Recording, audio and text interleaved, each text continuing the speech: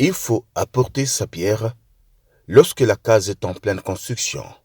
L'honorable Ngwali Bertrandus a appliqué ce principe en visitant le maire de Butembo qui fait face aux problèmes d'insécurité causés par le phénomène Kasuku et autres bandits. Lorsque on est dans la partie nord de la province du Nord Kivu, et comme élu du peuple, la première préoccupation, c'est toujours la sécurité. Et donc, c'est dans ce cadre que je suis allé vers le maire de la ville de Butembo pour échanger avec lui au sujet de la sécurité. Vous savez, chers journalistes, que depuis que notre province est dans une gestion spéciale, la sécurité reste au cœur de nos préoccupations. Et que donc, arriver à Butembo et ne pas parler de la sécurité n'est pas propre. C'est pourquoi je devais demander la situation sécuritaire en ville de Butembo et m'enquérir des perspectives, m'enquérir de ce qui est fait, de ce qui est à faire pour que la sécurité rentre dans cette partie.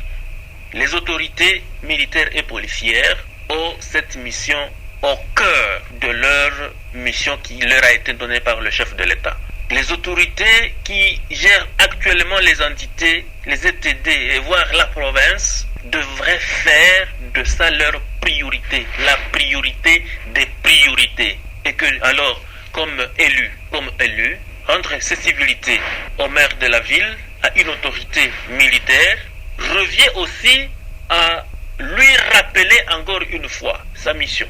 Lui dire, je suis chez vous, monsieur le maire, mais la sécurité, qu'est-ce qu'on peut retenir? Qu'est-ce qui est fait? Qu'est-ce qu'il y a encore à faire? Et ça pourrait l'aider, à bien exercer son travail. Voilà un tout petit peu. Et donc, vous savez, la ville de Butembo n'a jamais cessé d'être en proie de sécurité. Le phénomène Kasuku, actuellement, ce sont des petits bandits qui circulent dans les quartiers. Et la ville de Butembo est sous menace le plus souvent parce que la sécurité s'est élargie jusque dans la chefferie de Bachou et la ville de Butembo frontalière à la chefferie de Bachou. On ne doit que travailler et parler de ce problème-là de sécurité pour que le maire ait cette attention tous azimuts pour que la population se sente protégée. Pour mettre fin aux actes de banditisme, l'élu de Lubero rappelle la population qu'elle doit aider l'armée à dénoncer les suspects. L'honorable Ngwali Bertrandus rappelle aussi aux autorités tant policières que militaires à se concentrer sur l'essentiel. Pour que nous arrivions à endiguer l'insécurité qui nous écume ou qui écume cette partie de la province depuis longtemps, c'est que chacun doit jouer sa partition.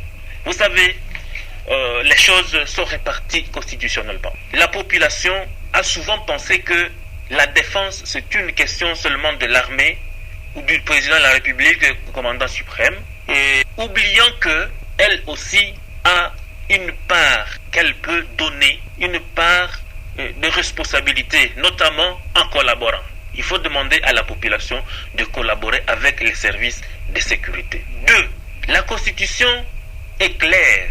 Lorsque elle donne des charges régaliennes aux institutions de la République, pourquoi pas provinciale, elle sait que l'armée a une mission régalienne. Et cette mission étant régalienne, il faudrait la lui restituer pleinement. Et donc notre armée, l'unique que nous avons, devrait reprendre sa mission régalienne et ne pas se dissimuler dans tout pour être un fort-tout. Nous voulons que notre armée, l'unique que nous avons, puisse se donner entièrement à la sécurité, à la protection des personnes et de leurs biens, à la préservation de l'intégrité du territoire pour ne pas se perdre dans ce qui est accessoire. Tout le monde, où qu'il se trouve, doit jouer sa partition, je l'ai dit, et ne pas avoir l'impression que la sécurité ou les sécurités, c'est une personne de X et non un problème de X et non un problème de Y. Tous, de A à Z, nous devons nous sentir concernés par les sécurités et chacun doit donner le meilleur de lui-même. La sécurité tant recherchée revienne finalement. Le médecin devra changer d'ordonnance.